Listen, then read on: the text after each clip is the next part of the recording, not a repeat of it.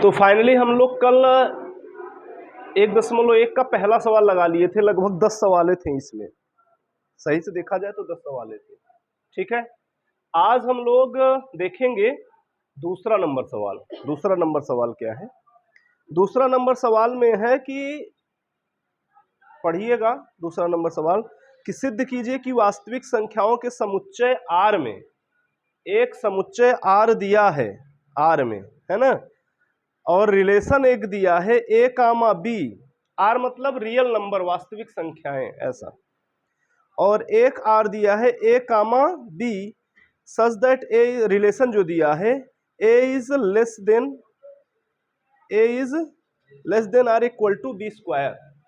यानी A का मान देखिए यहां पर लिखे हैं हम कि यहां पर R अगर मानना चाहते हो तो मान लो, लेकिन रिलेशन उसे मत समझना।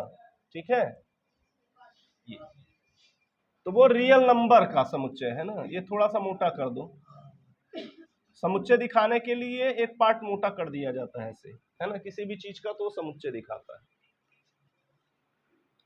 अब ध्यान से समझो,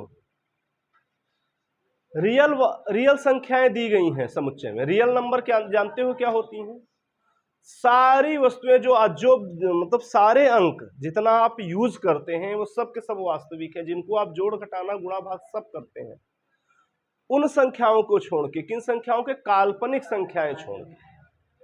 काल्पनिक संख्याएं छोड़ दिया जाए तो जितनी भी संख्याएं हैं वो सारी की सारी संख्याएं वास्तविक। यानी हम धन में भी, माइनस में भी, बटे में भी सब संख्याएं लेंगे। जो दशमलव में होंगे वो भी लेंगे, माइनस में भी ले सकते हैं, जीरो भी ले सकते हैं, प्लस भी ले सकते हैं। सारी संख्याएं रियल नंबर जितनी है सब ले सकते हैं, केवल काल्पनिक संख्याएं नहीं लेंगे। करणी में माइनस वाला, करणी में माइनस वाला, ये चीजें नहीं लेंगे, बाकी चीजें हम ले सकते हैं। क्लियर है? तो आओ हम स्टार्ट करते हैं। कैसे? अब इसमें क्या सिद्ध करना है कि यह न स्वतुल्य है, न सम्मित है, और न ही संक्रामक है।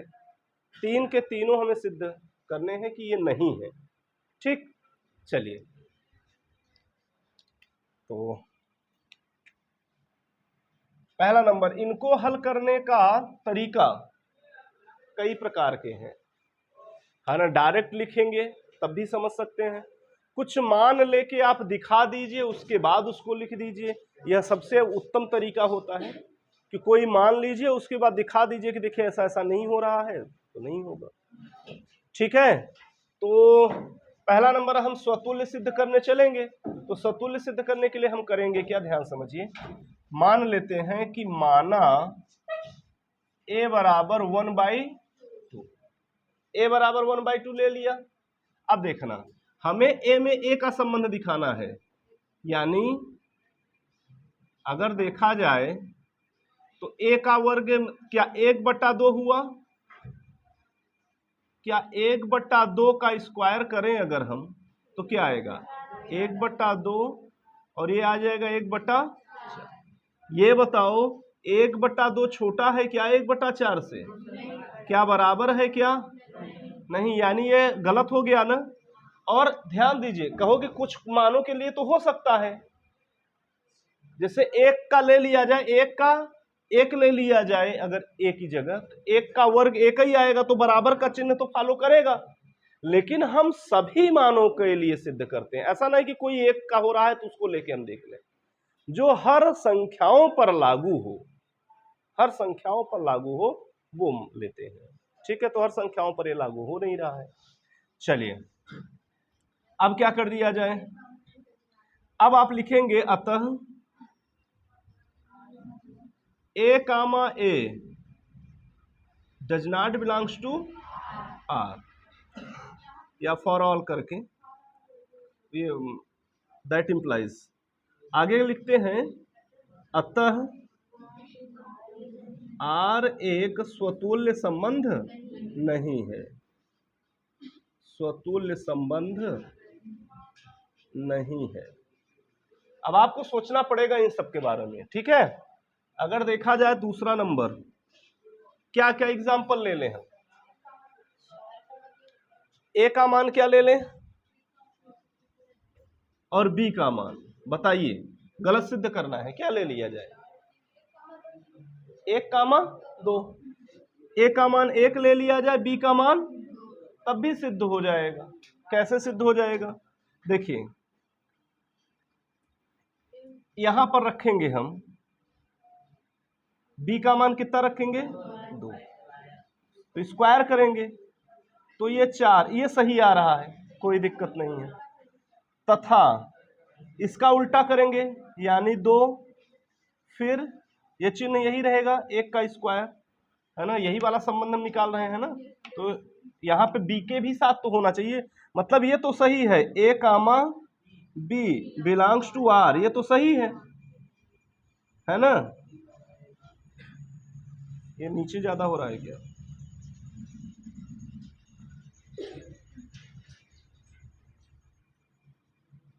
तथा इसमें देखिए 2 हो गया, ये क्या आएगा 1 ही आएगा, गड़बड़ हो गया। क्या 2 छोटा है 1 से? देखो ये जो दबा हुआ है वो छोटा बताता है, 2 is less than are equal to 1। क्या 2 1 से छोटा है? नहीं, ये गलत हो गया ना। तो इसका जो संबंध है, अर्थात यहां से आगे लिख सकते हैं कि a comma b belongs to R, परंतु b comma a does not belongs to R है। अतः आर एक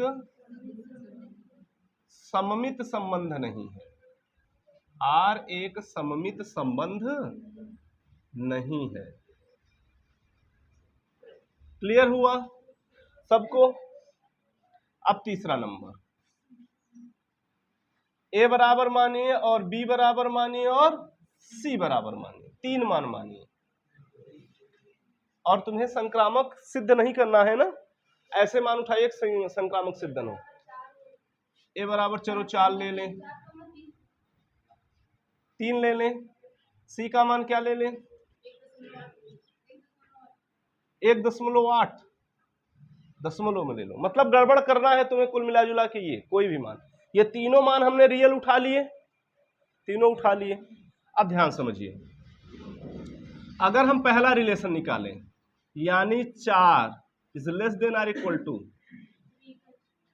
3 का स्क्वायर, तथा इसका कर लें हम 3 का square, 3 is less than are equal to 1.8 का स्क्वायर, ये ले रहे हैं, चल रहे हैं। अब देखना 3 त्रिका सही है, कोई दिक्कत नहीं है। फिर ये देखिए 3 है और 1.8 का वर्ग कितना आएगा 3.24, 18 में 324, और अगर दशमलव लगा दोगे 2 अंक पे,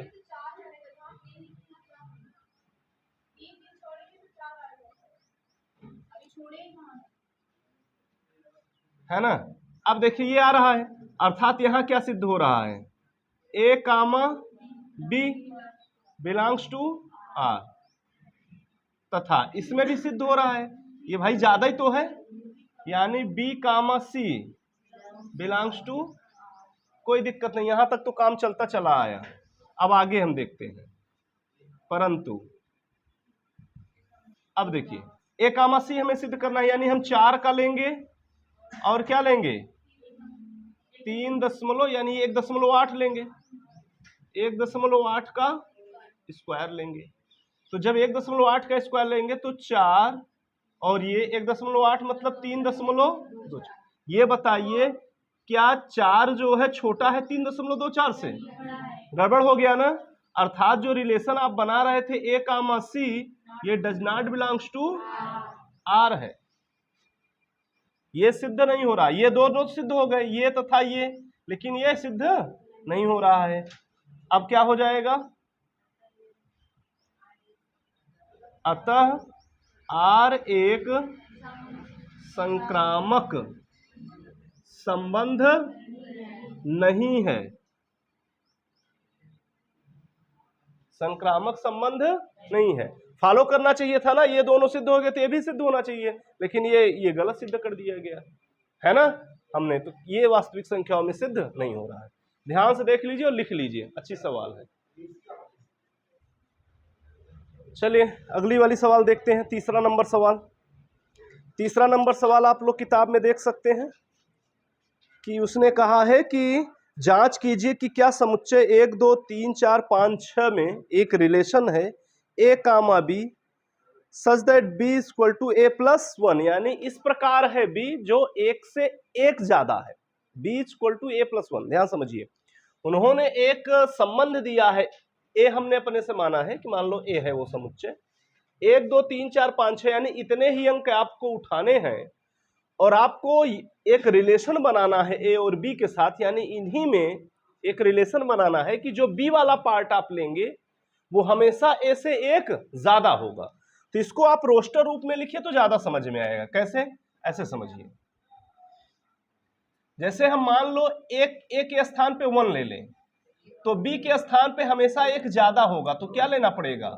2। ये समझिए, b जो होगा वो हमेशा s1 प्लस यानी इससे एक ज्यादा होगा। फिर से समझिए, अगर हम मान के चलिए 2 ले लें तो 2 ले लेंगे तो एक ज्यादा लेंगे तो क्या? 3। फिर अगर मान लीजिए हम 3 ले लिए तो एक ज्यादा 4। अगर हमने 4 ले लिया तो हमें क्या लेना पड़ेगा? 5। अगर हमने 5 ले लिया तो हमें क्या लेना पड़ेगा? 6। अब हम 6 नहीं ले सकते, ध्यान समझिएगा, क्योंकि अगर हम a की जगह 6 लेंगे तो हमें b का मान 7 लेना पड़ेगा, और यहां पर 7 है नहीं।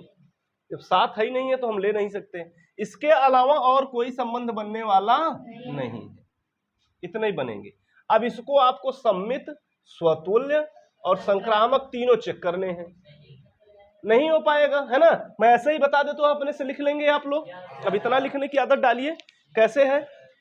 अरे सबका 1 कामा 1 होना चाहिए, है क्या? 2 कामा 2 3 कामा 3 है, ये नहीं है, स्वतुल्य अपने आप नहीं है, तो आप लिख दीजिएगा 1 comma a does not belongs to आ रहा है, स्वतुल्य संबंध नहीं है। ठीक है, इसी प्रकार से 3 वाला का फिर अब स्वतुल्य हो गया सम्मित। 1 कामा 2 है तो 2 कामा 1 होना चाहिए, 2 कामा 1 है क्या?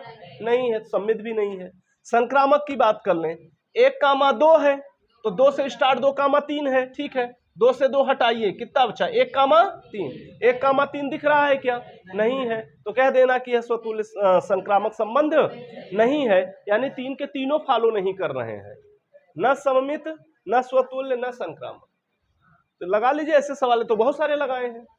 ठीक है, लगाइए, फिर अगली सवाल पे चलें। चलिए आगे वाले सवाल, चौथा सवाल पढ़िए आप लोग सब लोग। तो उसमें क्या दिया है चौथे सवाल में? चौथे सवाल में दिया है कि एक समुच्चय दिया है रियल नंबर का, यानी एक समुच्चय है पूरा वास्तविक संख्याओं का समुच्चय है R, और रिलेशन क्या दिया है, संबंध क्या दिया है कि a comma b, a is less than r equal to b। अगर तुम ध्यान से देखो तो यह सवाल जैसे दूसरी थी वैसी ही है, उसमें b का स्क्वायर था, इसमें स्क्वायर नहीं है बस। और जब यह स्क्वायर नहीं है तो यह बहुत ही सरल सवाल हो गई। स्क्वायर वाला बल्कि तो कठिन था, इससे ये सवाल आ गई तो बेहद ही सरल सवाल है। आप किसी को मानिए, देखिए नहीं होगा। इसमें आपको सिद्ध क्या करना है वो ध्यान दीजिएगा। इसमें आपको स्वतुल्य तथा संक्रामक सिद्ध करना है कि है, लेकिन सममित नहीं है, सम्मित आपको नहीं दिखाना है। ठीक है, तो कोई मान लेके आप हल कर डालिए, मान दिखा के कर लेंगे तो ज्यादा अच्छा होगा। ठीक है,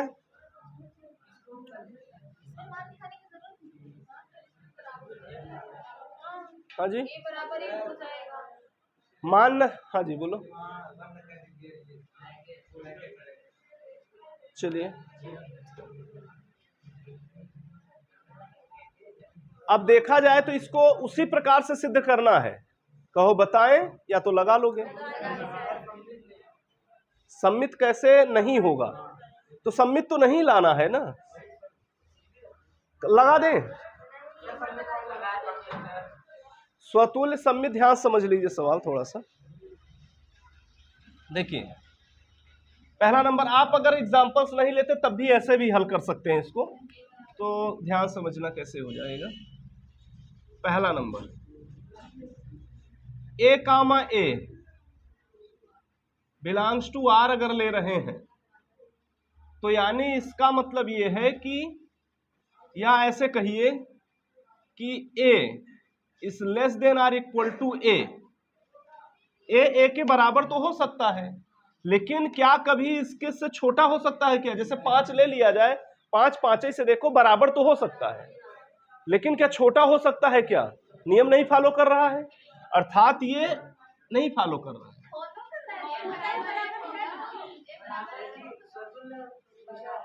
एक चीज, हाँ, ये फॉलो जो है अगर देखा जाए तो कहोगे कि लेस देन तो नहीं है, लेकिन कोई एक चिन्ह फॉलो कर ले तो माना जाएगा। मैं समझ रहा हूं आपकी बातें, परेशानी है ना।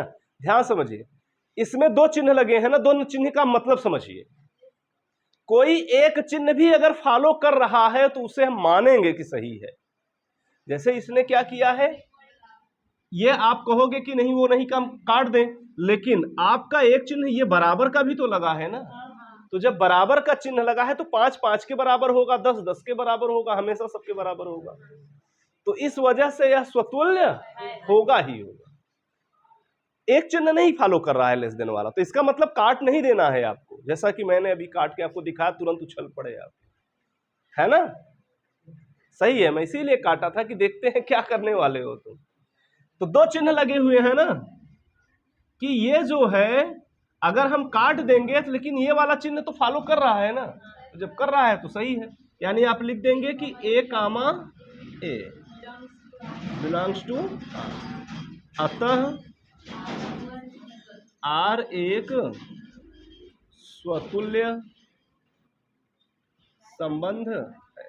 और दूसरा देख लेते हैं,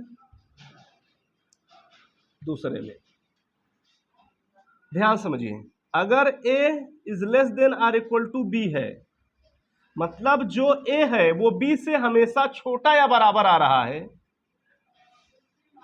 तो क्या b भी a से छोटा या बराबर आएगा?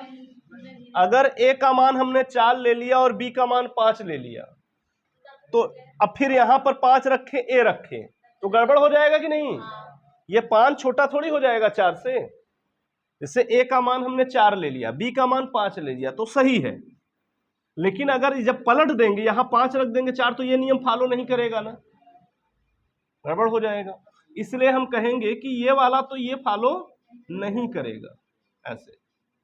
तो यहां लिख दिए a comma b belongs to r, परंतु b comma a does not belongs to r। अतः r एक सममित संबंध नहीं है, सममित संबंध नहीं है। सिद्ध हो गया ये से तो नहीं। संक्रामक की बात कर लेते हैं, संक्रामक की बात कर लेते हैं। संक्रामक में ध्यान से देखिएगा, तीसरा नंबर क्या करना है तुम्हें, ए कामा बी, कामा करके रिलेशन दिखाओगे या पहले less than are equal to दिखा दो? ए कामा बी मान के चलो ये है, या तो एग्जाम्पल ले लो, ज्यादा अच्छा होता है। अगर तुम्हारी ये नहीं समझ में आना तो पहले एग्जाम्पल्स लेके सेट कर लो, ए बराबर बी बराबर और सी बराबर, कोई ले। हाँ, अगर कर सकते हो तो कर लीजिए, एग्जाम्पल लोगे तो ज्यादा अच्छा लगेगा कि हाँ उसने एग्जाम्पल से सिद्ध किया है, ठीक ठाक है। ऐसा नहीं जरूर, जैसे मान चलिए आपने किया ए बराबर क्या ले लें 2, बी बराबर 3 और सी बराबर 4 ले लीजिए, क्या दिक्कत है। अगर आप ध्यान सुनिए, अब इसको दिखाने में आसानी रहेगा कि a is less than are equal to b. अरे सिंपल सी बात है, यहां 2 रखोगे, यहां b क्या रखोगे 3 है, तो तथा अगर इसे कहो तो b is less than are equal to c, ये भी सही है। अरे b 3 रखोगे, c क्या रखोगे 4, तो 3 छोटा ही तो है c से, ठीक है। और कर दें तो लिख दीजिए, यानी a comma b belongs to r तथा b comma c belongs to r, relation follow कर रहा है ना।